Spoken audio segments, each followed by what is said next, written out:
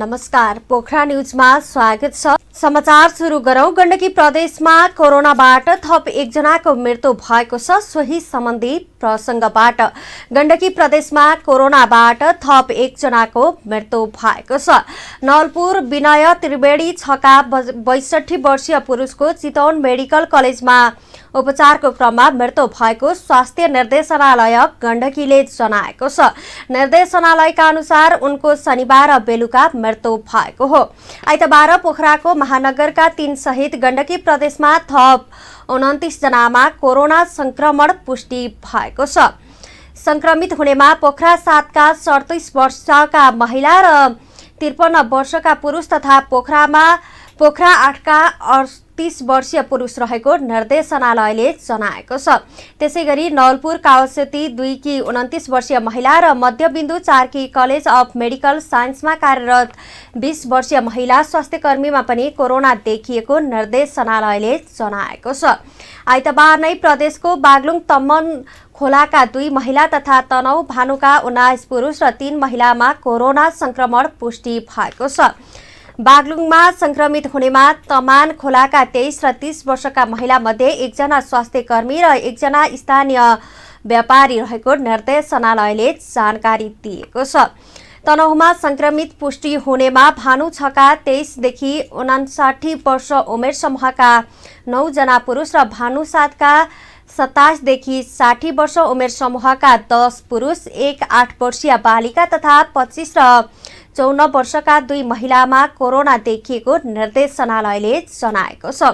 यससँगै गण्डकीमा कोरोना संक्रमितको संख्या 2049 पुगेको छ।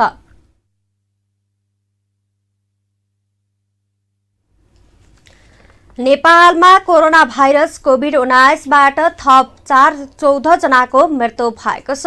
स्वास्थ्य तथा जनसंख्या मन्त्रालयका अनुसार 10 पुरुष र 4 महिला गरी 14 जनाको मृत्यु भएको हो।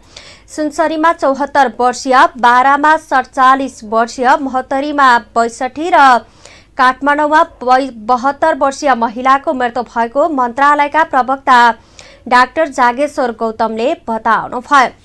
यस्तै सुनसरीका 60 वर्षीय, मोरङका 62 वर्षीय, महोत्तरीका 70 र 65 वर्षीय पुरुषको मृत्यु भएको छ। यस्तै ललितपुरमा 29 वर्षीय, रौतहटमा 30 वर्षीय, भक्तपुरमा 65 वर्षीय, नवलपरासीमा 62 वर्षीय तथा रूपन्देहीका 57 र 67 वर्षीय पुरुषको मृत्यु भएको हो। यो सँगै नेपालमा कोरोनाबाट मृत्यु हुनेको संख्या 221 पुगेको छ। 17 गरी जम्मा 6,82,343 परीक्षण भएको छ।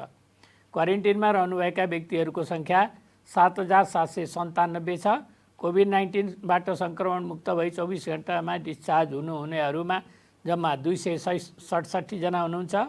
आजसम्म डिस्चार्ज हुनुहुने जम्मा 20,822 र कोभिड संक्रमणबाट मुक्त हुने दर 54% छ। संक्रमितहरू निको भई घर फर्किसक्नु भएको छ। उहाँहरूको उपचार तथा हेरचाहमा अहोरात्र खटिनुभएका चिकित्सक, नर्सिङ स्टाफ, स्वास्थ्यकर्मी तथा अन्य सहयोगी शुभेच्छुकहरूलाई स्वास्थ्य तथा जनसङ्ख्या मन्त्रालय हार्दिक धन्यवाद दिन चाहन्छ। पछिल्लो 24 घण्टामा 1221 जनामा कोरोना भाइरस पुष्टि भएको छ। देशभरका प्रयोगशालामा 12,717 नमुना परीक्षणमा 348 महिला र 873 पुरुषमा संक्रमण पुष्टि भएको हो। उपत्यकामा मात्रै 429 जनामा संक्रमण देखिएको छ, जसमा काठमाडौँमा 372, ललितपुरमा 12 र भक्तपुरमा 45 जनामा संक्रमण देखिएको हो। आज सक्रिय संक्रमितको संख्या 17,518 रहेको छ। देशभरिका क्वारेन्टिनमा 7,797 जना रहेको मन्त्रालयले जनाएको छ। उपचार गराइरहनुभएका कोरोना संक्रमित बिरामीहरू स्वाब सङ्कलन गरेको दिनबाट 10 दिनपछि फेरि आरटीपीसीआर जाँच गर्ने, नेगेटिभ आएमा डिस्चार्ज गर्ने र पोजिटिभ आएमा अर्को 4 दिनपछि भनेको त्यसको मतलब 14 दिनमा जाँच नगरिकन डिस्चार्ज गर्नुहुन सूचित गरिन्छ। यो वालिङ नगरपालिका 5 मजकोटामा बा 2 4011 नम्बरको एम्बुलेन्स दुर्घटनाग्रस्त भएको छ।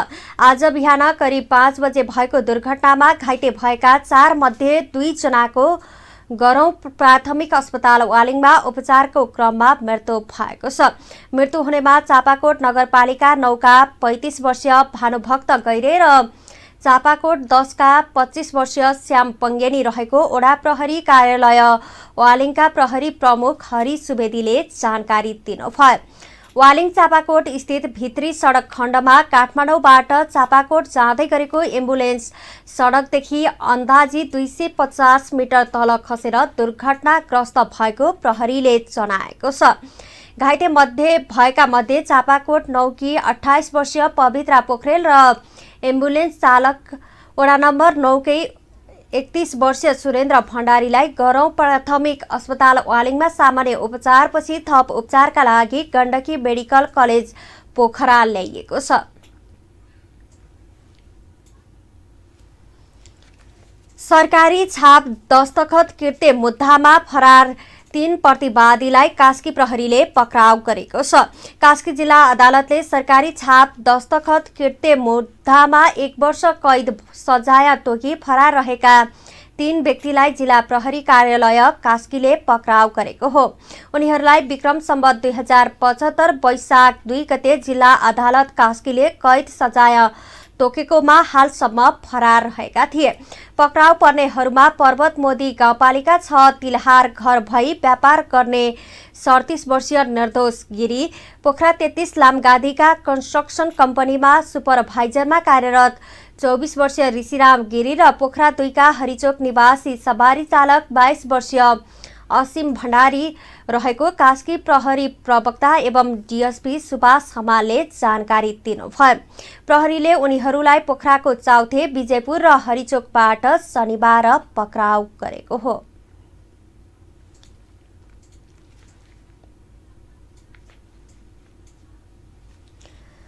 कोभिड-19 महामारीका कारण व्यापार व्यवसाय ठप्प भएपछि ठमेल क्षेत्रका व्यवसायीहरू विस्थापित हुने अवस्थामा पुगेका छन्। पर्यटनमा निर्भर रहेको ठमेल लकडाउन र निषेधाज्ञाका कारण पूर्ण रूपमा बन्द हुँदा व्यापार व्यवसाय पनि ठप्प बनेको छ, जसका कारण घर भाडा तिर्न समेत समस्या भएकोले विस्थापित हुने अवस्थामा पुगेको व्यवसायीहरूले बताएका छन्। ठमेल पर्यटन विकास परिषदका उपाध्यक्ष भवी शर्माले गत चैत यता व्यवसाय पूर्ण रूपमा बन्द भएपछि अहिले व्यवसायीहरूलाई घर भाडा तिर्न गाह्रो भएको बताउनुभयो। अन्य क्षेत्रमा भन्दा ठमेल क्षेत्रमा घर भाडा महँगो भएको र लामो समय व्यापार ठप्प भएपछि अहिले घर भाडा बुझाउन र कर्मचारीलाई तलब दिन समस्या भएको उहाँले बताउनुभयो। उहाँले ठमेल पर्यटन विकास परिषदको पहलमा केही घरबेटीले घर भाडा छुट दिए पनि लामो समयसम्म व्यापार व्यवसाय बन्द हुँदा समस्या आएको बताउनु भएको छ। त्यसपछि भदौ 1 गतेबाट डोमेस्टिक र इन्टरनेसनल फ्लाइटहरू चाहिँ सेड्युल अनुसार खोल्ने एउटा वातावरण बनेको थियो र विभिन्न पर्यटन क्षेत्रका सङ्घ संस्थाहरूले चाहिँ अनुरोध गरिसकेपछि पर्यटन मन्त्रालयले त्यसको पहल गरेर एउटा खालको चाहिँ वातावरण बनेको थियो भने पछिल्लो चरणमा आएर चाहिँ फेरि यो निषेधाज्ञाको जुन अवस्था सिर्जना भयो, यो निषेधाज्ञाको अवस्था सिर्जना भइसकेपछि आजको दिनमा चाहिँ हिजो जुन समायोजन गरेको भाडा थियो त्यो भाडा पनि तिरेर व्यवसायीहरू ठमेलमा बस्न सक्ने अवस्था छैन र अहिले हामी चाहिँ घरमा बसेर अब समय अनुसार चाहिँ सामाजिक सञ्जालहरूबाट भर्चुअल मिटिङहरू गरिरहेका छौँ र उहाँहरूले आजको दिनमा के भन्नुहुन्छ भन्दा अब हिजो जुन चाहिँ 50%, 60%, इभन 30%, 40% जुन भाडा चाहिँ छुट दिनुभएको थियो त्यो भाडा पनि अब आजको दिनमा चाहिँ हामीले तिरेर बस्न सक्ने अवस्था छैन। अब हामी के गर्ने भनेर व्यवसायीहरू अहिले आत्तिएको अवस्था छ।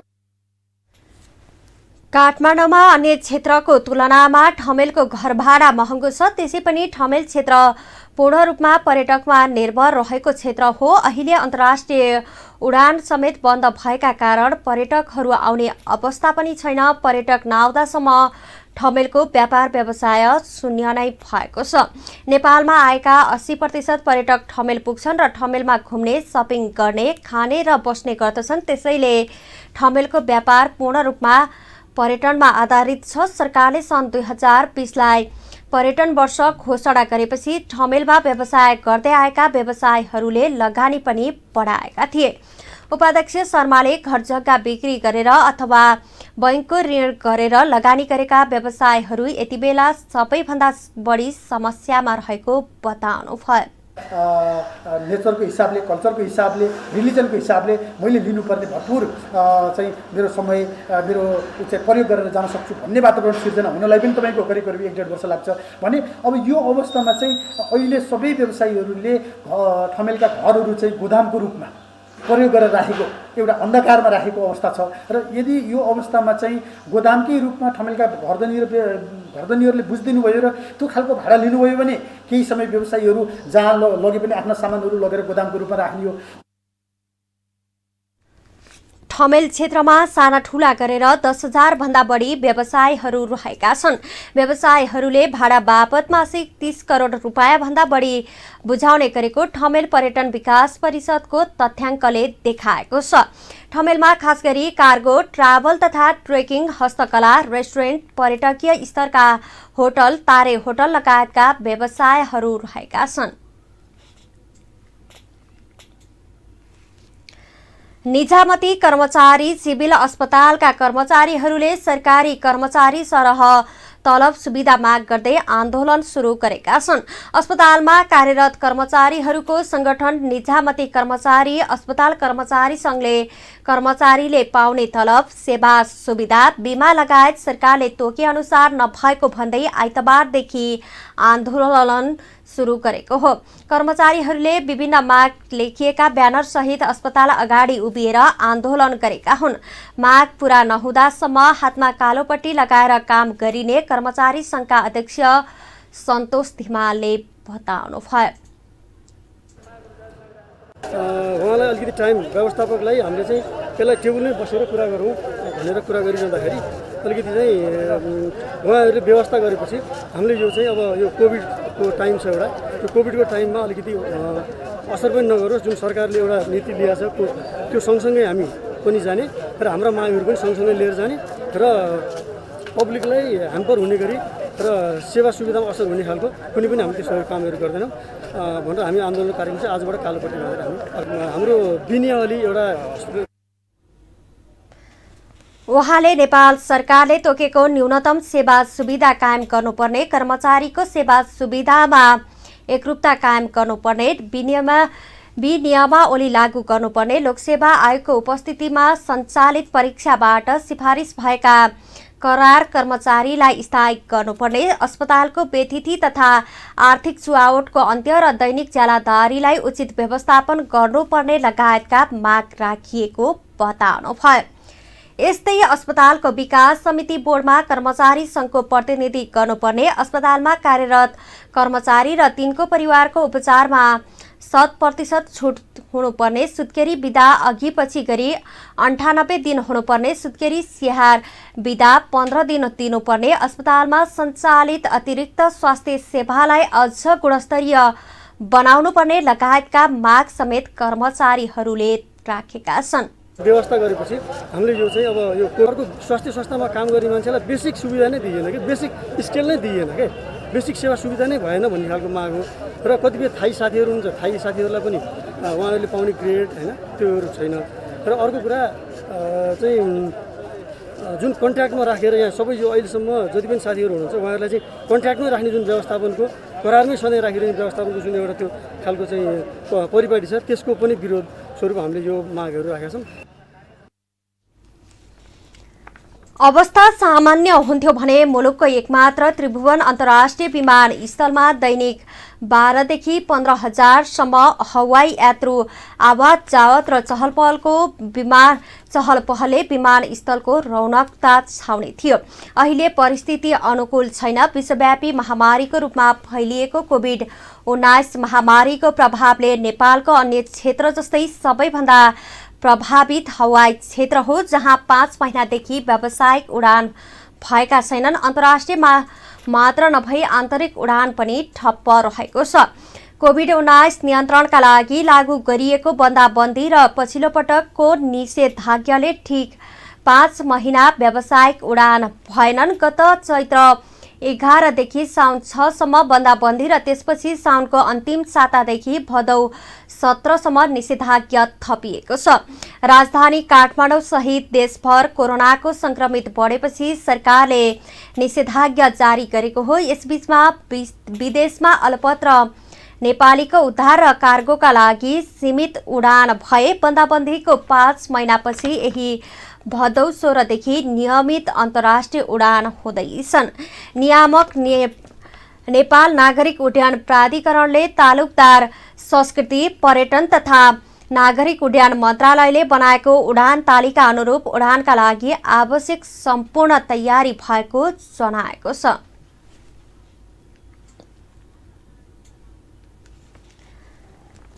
कोरोना संक्रमणको जोखिम न्यूनीकरणका लागि काठमाडौँ उपत्यकामा जारी गरिएको निषेधाज्ञाको आज 11औं दिन पुगेको छ। काठमाडौँ उपत्यकाका 3वटै जिल्ला प्रशासन कार्यालयले भदौ 3 गतेदेखि उपत्यकाभित्र निषेधाज्ञा जारी गरेको थियो।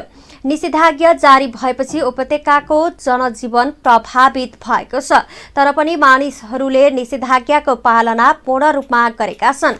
आज आइतबार काठमाडौँ उपत्यकाका विभिन्न ठाउँमा पुग्दा निषेधाज्ञाको पालना भएको पाइएको छ। उपत्यकाका मुख्य सडकमा सवारी साधनको आवागमन न्यून देखिएको छ। यस्तै फुटपाथमा पनि मानिसहरूको आवागमन न्यून देखिन्छ। प्रहरीले सवारी साधनको चेक जाँचलाई कडाई गरेको छ।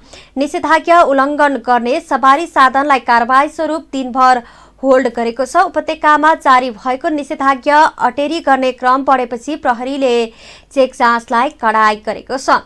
सडकमा अत्यावश्यक सेवा क्षेत्रका एम्बुलेन्स, स्वास्थ्य, खाद्यान्न, खानेपानी, विद्युत, सञ्चार र तरकारी, फलफुल, ढुवानी लगायतका सवारी साधनहरू निर्बाध रूपमा सञ्चालनमा आएका छन्।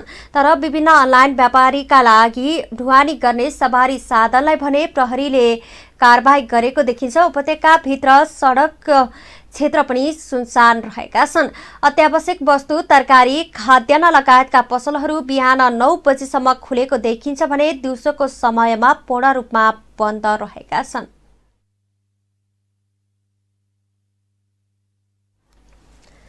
पोखरा न्यूजमा पालो आर्थिक समाचारको।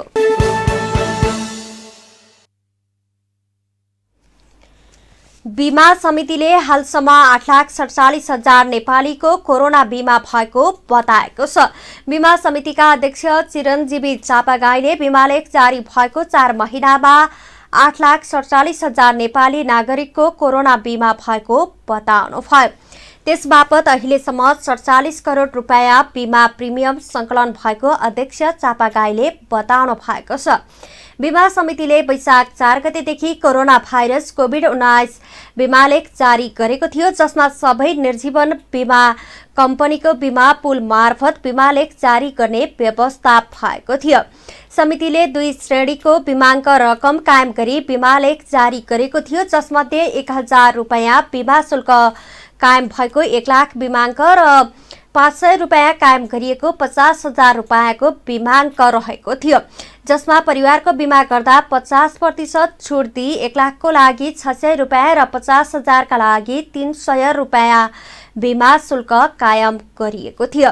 त्यसमा पनि सरकारले 50% अनुदान दिँदा अहिले 1 लाख रुपैयाँको बीमा 300 रुपैयाँमा र 50,000 रुपैयाँको बीमा 150 रुपैयाँमा हुने गरेको छ। सरकारले अनुदान दिन थालेसँगै 50,000 रुपैयाँ बीमाङ्क रहेको बीमालेख बिक्री नभई 1 लाख रुपैयाँ बीमाङ्क भएको बीमालेख मात्रै बिक्री भएको समितिका अध्यक्ष चापागाईले बताउनुभयो। बीमा गर्नु भएको छ र त्यो मार्फत चाहिँ हामीसँग करिब 47 करोड प्रिमियम पनि सङ्कलन भएको छ र यो बीचमा दाबी पनि त्यत्तिकै छ र हाम्रो दाबी चाहिँ 95 जनाले दाबी क्लेम गरेर लिएर गइसक्नु भएको छ भने लगभग 250 जना जतिको चाहिँ दाबी परेको छ र त्यो चाहिँ यो निषेधाज्ञा विविध कारणले गर्दाखेरि चाहिँ त्यो फरफरक हुन बाँकी छ भनेपछि लगभग 300 जना जतिको चाहिँ दाबी पनि आइसकेको छ। अहिलेको कोरोना बिमालेख एकपटकका लागि मात्रै भएको पनि अध्यक्ष चापागाईले स्पष्ट पार्नुभयो। एकपटक दाबी भुक्तानी भएका व्यक्तिले कोरोना निको भएपछि फेरि कोरोना बिमा गर्न सक्ने व्यवस्था अहिले नरहेको पनि उहाँले बताउनु भएको छ। तर त्यस्ता व्यक्तिबाट बिमालेखको माग हुन आएमा समितिको सञ्चालक समितिको बैठक बसेर मापदण्डमा परिमार्जन गरी बिमा गर्न दिने व्यवस्था गर्न सकिने पनि उहाँले बताउनुभयो। कलेक्सन 1 अर्बभित्र भयो भने त्यही बिमा प्रिमियमबाट चाहिँ दाबी दिने नियम थियो। अब 1 अर्ब चाहन्छौँ चाहिँ राष्ट्र सेवा कर्मचारीको हाल्दाखेरि 1 अर्ब हुने भइसक्यो। भनिसकेपछि हाम्रो बिमा कम्पनीको दायित्व सिर्जनै हुँदैन। 1 अर्बसम्म प्रिमियमले पुग्छ भने 10,000 जनालाई चाहिँ भनिसकेपछि त्योभन्दा माथि चाहिँ जो आउँछ त्यसलाई चाहिँ हाम्रो पुनर्बिमा कम्पनीले बेहोर्छ।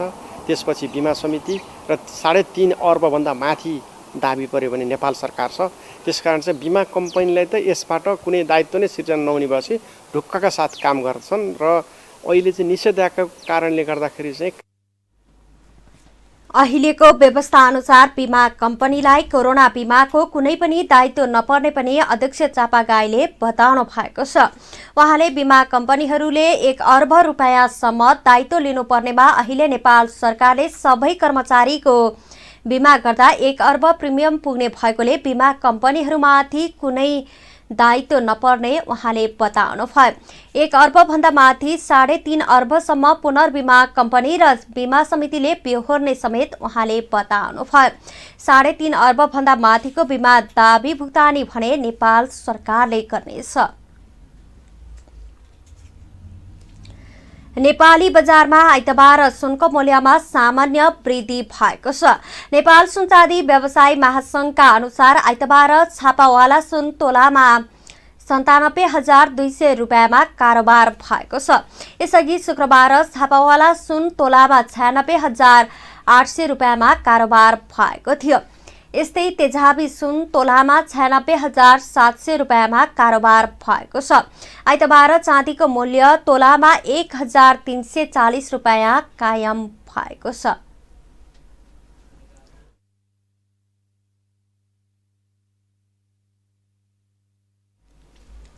अब पालो अन्तर्राष्ट्रिय समाचारको।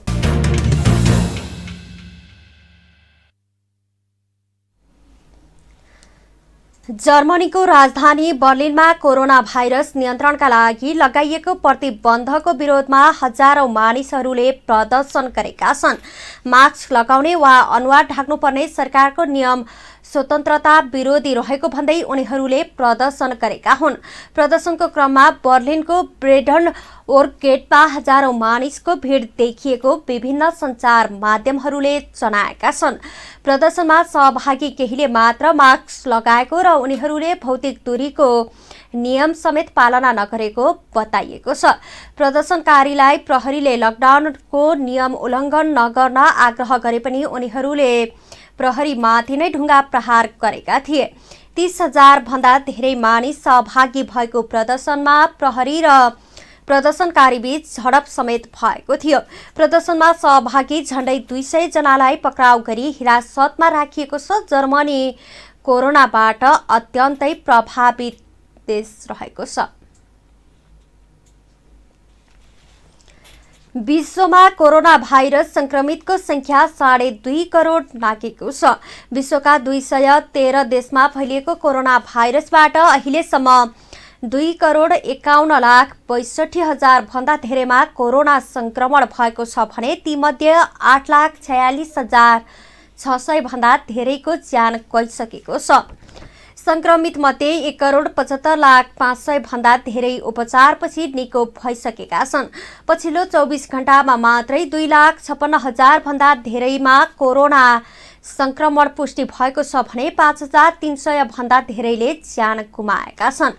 विश्वमा कोरोना संक्रमित मध्ये झण्डै 70% निको भएका छन्। कोरोना भाइरसको प्रभाव सबैभन्दा धेरै अमेरिकामा परेको छ। अमेरिकामा अहिलेसम्म 61,39,000 भन्दा धेरैमा संक्रमण हुँदा 1,46,800 भन्दा धेरैको ज्यान गइसकेको छ। त्यहाँ 34,08,000 भन्दा धेरै निको भएका छन्।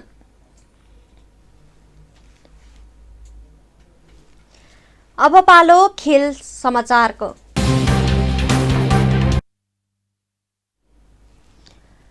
नेपाली खेलाडी सन्दीप लामिछानेले 2 विकेट लिएपछि उहाँ आबद्ध जमैका तलवाजलाई राहत मिलेको छ।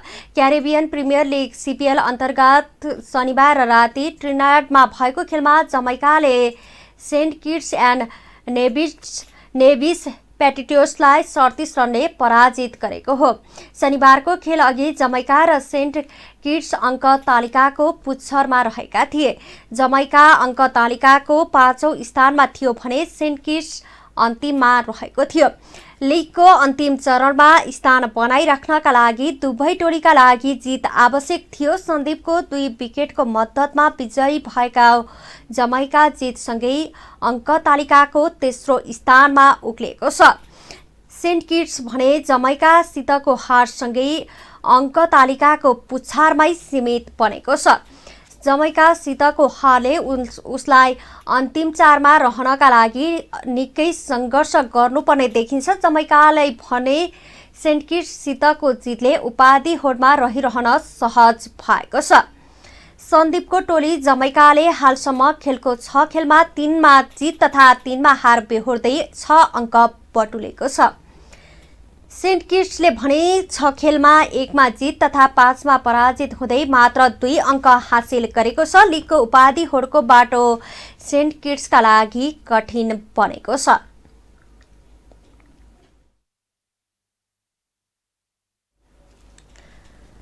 आर्सेनलले प्रिमियर लिगको नयाँ सिजन सुरु हुनु अघि खेलाइने कम्युनिटी शिल्ड फुटबलको उपाधि जितेको छ। शनिबार वेम्बली स्टेडियममा भएको खेलमा प्रिमियर लिग च्याम्पियन लिभरपुललाई पेनाल्टी सुटआउटमा 5-4 गोल अन्तरले पराजित गर्दै आर्सेनलले उपाधि जितेको हो। खेलको निर्धारित समय 1-1 गोलको बराबरीमा सकिएपछि खेल पेनाल्टी सुटआउट भएको थियो। पेनाल्टीमा आर्सेनलका Reiss Nelson, Ainsley Maitland Niles, Cedric Soares, David Luiz र पेरिक एम्रिक आबुमियाङले गोल गरेका थिए। लिभरपुलले लगातार दोस्रो पटक पेनाल्टीमा उपाधि गुमाएको हो। सन् 2019मा म्यान्चेस्टर सिटी विजयी बनेको थियो।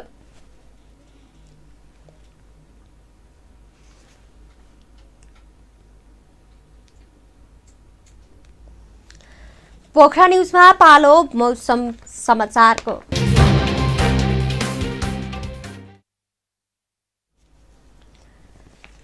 पश्चिमी न्यूनचापीय प्रणालीको प्रभावले देशका केही स्थानहरूमा मेघगर्जन सहित हल्कादेखि मध्यम वर्षाको सम्भावना रहेको मौसम पूर्वानुमान महाशाखाले जनाएको छ। गण्डकी प्रदेश सहित प्रदेश नम्बर 1 र प्रदेश 2 का केही स्थानहरूमा भारी वर्षाको सम्भावना रहेको महाशाखाले जनाएको हो।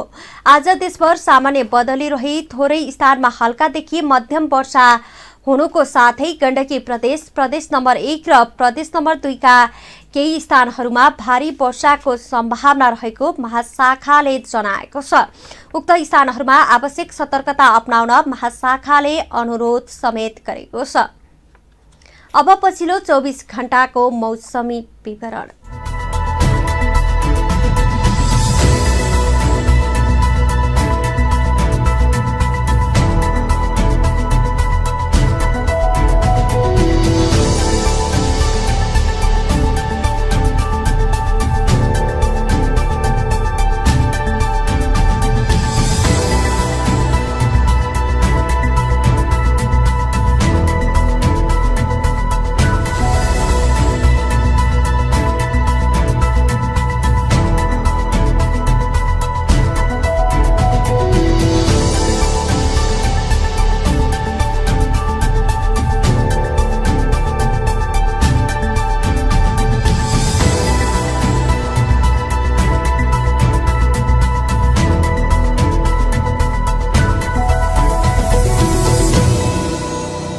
अहिलेलाई पोखरा न्यूज यति नै। हामीलाई आज्ञा दिनुहोस्।